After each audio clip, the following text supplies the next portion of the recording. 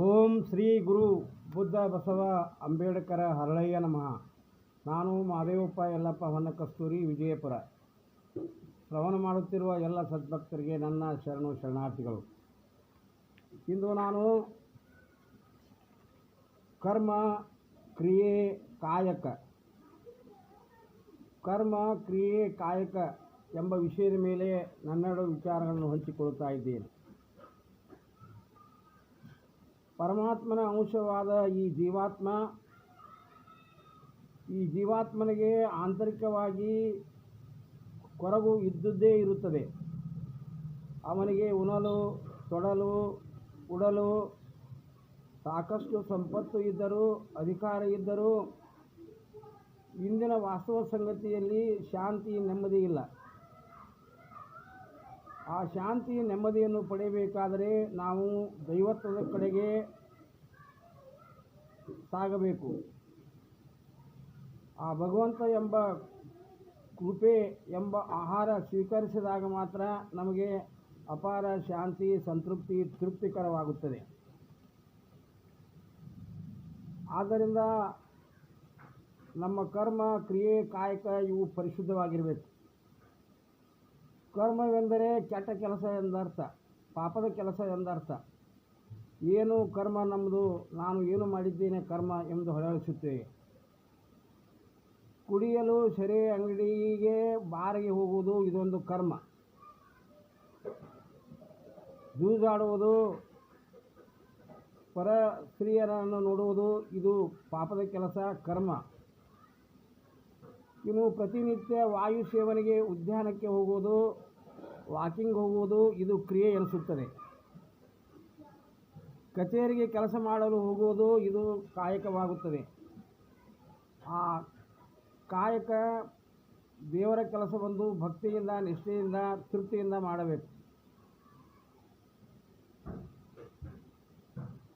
ಪ್ರತಿನಿತ್ಯ ಹೊಲಕ್ಕೆ ಹೋಗಿ ಉಳುಮೆ ಮಾಡುವುದಾಗಲಿ, ಅಲ್ಲಿ ಕೆಲಸ ಮಾಡುವುದಾಗಲಿ ಅದು ಕಾಯಕವೆನಿಸುತ್ತದೆ. ಅನ್ಯರನ್ನು ನಿಂದಿಸಿ ಆಡಿಕೊಳ್ಳುತ್ತಾ, ತನ್ನನ್ನೇ ತಾನು ಹೋಳಿಕೊಳ್ಳುತ್ತಾ, ಪರನಿಂದೆ ಮಾಡುತ್ತಾ, ಇನ್ನೊಬ್ಬರಿಗೆ ತಿರಸ್ಕಾರ ಭಾವನೆ ಮಾಡುವುದು ಅದು ಕರ್ಮವೆನಿಸುತ್ತದೆ. ಇನ್ನು ಒಬ್ಬ ಶಿಕ್ಷಕನಾದವನು ತನ್ನ ತರಗತಿಯಲ್ಲಿ ಪಾಠ ಮಾಡುವುದು ಅದು ಕಾಯಕವೆನಿಸುತ್ತದೆ. ಆದರೆ ತನ್ನ ಮಕ್ಕಳನ್ನು ಖಾಸಗಿ ಶಾಲೆಗೆ ಸೇರಿಸಿ ದೊಡ್ಡ ಅಧಿಕಾರಿಯನ್ನಾಗಿ ಮಾಡುವುದು, ಅದೇ ಸರ್ಕಾರಿ ಶಾಲೆಗೆ ಬರುವ ಮಕ್ಕಳಿಗೆ ಪಾಠ ಮಾಡದಂತೆ ನೋಡುವುದು, ಕೇವಲ ಮೊಬೈಲ್ಗಳನ್ನು ನೋಡುವುದು, ಹರಟೆ ಹೊಡೆಯುವುದು ಅದು ಕರ್ಮವೆನಿಸುತ್ತದೆ. ಪ್ರವಚನಕಾರರು ವೇದಿಕೆಯ ಮೇಲಿಂದ ಬೋಧನೆ ಮಾಡುವುದು ಅವರ ಕಾಯಕವಾಗಿರುತ್ತದೆ. ಇನ್ನು ತನ್ನ ಪತ್ನಿಗೆ ಮೊಬೈಲ್ ಹಚ್ಚುವುದಾಗಲಿ, ಪ್ರೇಮ ಪತ್ರವನ್ನು ಬರೆಯುವುದಾಗಲಿ ಅದು ಕ್ರಿಯೆಯಾಗುತ್ತದೆ. ಅದೇ ಮನುಷ್ಯ ಆಫೀಸಿನಲ್ಲಿ ಕುಳಿತು ವೃತ್ತಿಗೆ ಸಂಬಂಧಿಸಿದ ಪತ್ರಗಳನ್ನು ನೋಡುವುದು, ಬರೆಯುವುದು ಅದು ಕಾಯಕವೆನಿಸುತ್ತದೆ.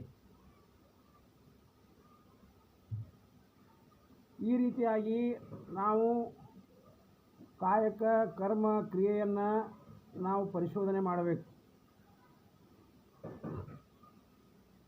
ಇನ್ನೊಬ್ಬರ ಜೀವನದಲ್ಲಿ ಚೆಲ್ಲಾಟ ಮಾಡುವುದು, ಇನ್ನೊಬ್ಬರಿಗೆ ಹಿಂಸೆ ಪಡುವುದು, ಇನ್ನೊಬ್ಬರಿಗೆ ಶಾರೀರಿಕವಾಗಿ ಪೀಡೆ ಕೊಡುವುದು, ಹಿಂಸೆ ಕೊಟ್ಟು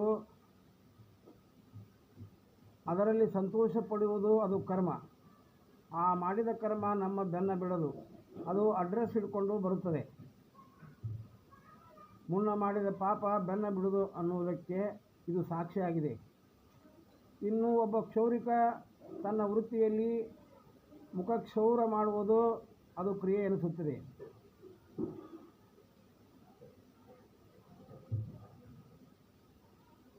ಇನ್ನೊಬ್ಬರ ಮುಖಕ್ಷೌರ ಮಾಡಿದರೆ ಅದು ಕಾಯಕ ಎನಿಸುತ್ತದೆ, ತನ್ನ ಮುಖ ಕ್ಷೌರ ಮಾಡಿಕೊಂಡರೆ ಅದು ಕ್ರಿಯೆ ಎನಿಸುತ್ತದೆ. ಆದ್ದರಿಂದ ನಾವು ಸರ್ವರಿಗೂ ಅಹಿತವಾದುದು ಅದು ಕರ್ಮ, ಅದು ಸಕರ್ಮವಾಗಿರುತ್ತದೆ. ತನ್ನ ಹಿತವನ್ನೇ ಬಯಸುವುದು ಅದು ಕ್ರಿಯೆ ಎನಿಸುತ್ತದೆ. ಹೀಗೆ ಸ್ವಹಿತ, ಪರಹಿತ ಎರಡನ್ನೂ ಸಾಧಿಸುವ ಮೂಲಕ ಕಾಯಕವನ್ನು ಮಾಡಬೇಕು.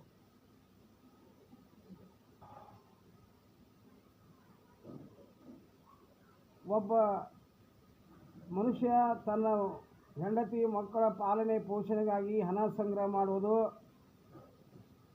ಅದು ಕ್ರಿಯೆ ಎನಿಸುತ್ತದೆ. ಅದೇ ರೀತಿ ಲಿಂಗ ಜಂಗಮ ಹೆಸರಿನಲ್ಲಿ ಸಂಗ್ರಹಿಸಿ ತನ್ನ ಕುಟುಂಬವನ್ನು ಪೋಷಣೆ ಮಾಡಿ ದಾಸೋಹ ಮಾಡುವುದು ಕಾಯಕವೆನಿಸುತ್ತದೆ. ಹೀಗೆ ಧನದಲ್ಲಿ ಶುಚಿ, ಪ್ರಾಣದಲ್ಲಿ ನಿರ್ಭಯ, ಇದಾವಂಗಳ ಕೊಡುವುದಯ್ಯ. ನಿಧಾನ ತಪ್ಪಿ ಬಂದರೆ ಒಲ್ಲೆನೆಂಬುವರಿಲ್ಲ, ಪ್ರಮಾದ ವಶದಿಂ ಬಂದರೆ ಹುಸಿ ಎಂಬುವರಿಲ್ಲ. ನಿರಾಶೆ ನಿರ್ಭಯ ಕೂಡಲ ಸಂಗಮ ದೇವ, ನೀನೊಲಿದ ಶರಣಂಗೆ ಇಲ್ಲದಿಲ್ಲ. ನಾವು ನಮ್ಮ ಜೀವನದಲ್ಲಿ ನಿರಾಶೆಯನ್ನು ತಾಳಬಾರದು,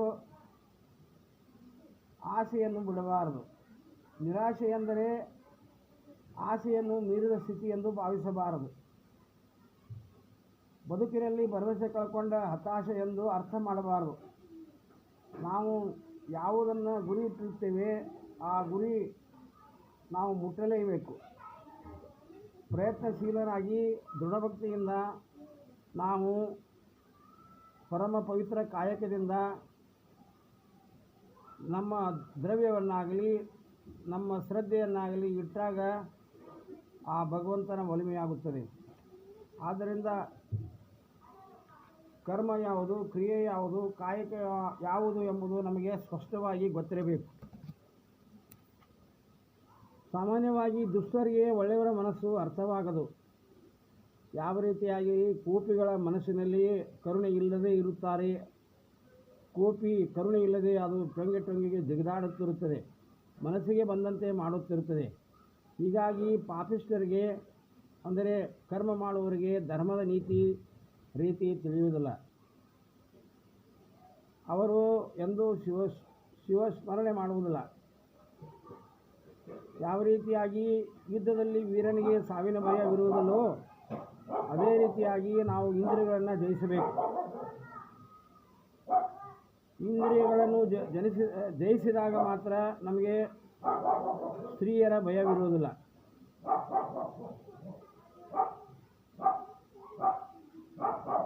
ಯಾವುದೇ ಒಬ್ಬ ವೈರಾಗ್ಯ ವಿರಕ್ತಿಗೆ ಹಣದ ಮೇಲೆ ಮೋಹ ಇರುವುದಿಲ್ಲ.